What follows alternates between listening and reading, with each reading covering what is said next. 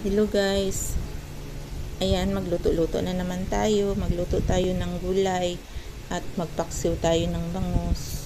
Ayan yung buntot ng bangus, ipiprito natin yan ang pangsahog natin sa gulay. Ayan, ang hirap magprito ng bangus, pumuputok, nakakapaso, tumatalsik yung mantika. Ayan, luto na, tatabi natin at aayusin natin yung lulutuin natin na paksiw na bangus. Ayan, nakalagay na yung mga sahog. May asin na yan, magic sarap, at lagyan natin siya ng suka. At yung nilagay ko na yung mga sahog na luya, sibuyas, bawang, sili, at isasalang na natin. Ayan, kumukulo na at maluluto na yan guys.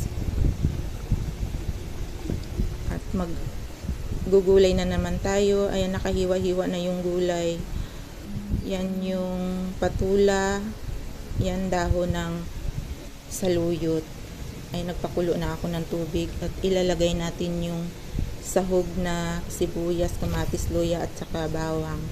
At isusunod natin yung buntot ng bangus na piniprito natin. Yan ang sahog natin para masarap yung gulay natin. Ayan, pakuluan lang kunti, lalagay natin yung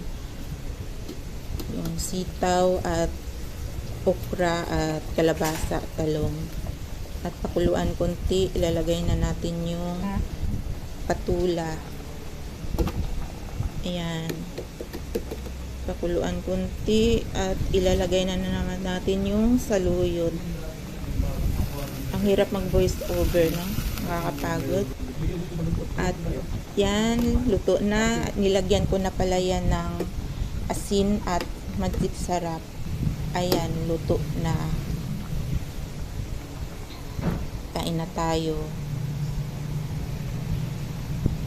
Ayan, ayan guys, nakahain na. Yan yung paksiw na bangus. Ang sarap. Yan lang guys. Kain na tayo. Thank you for watching.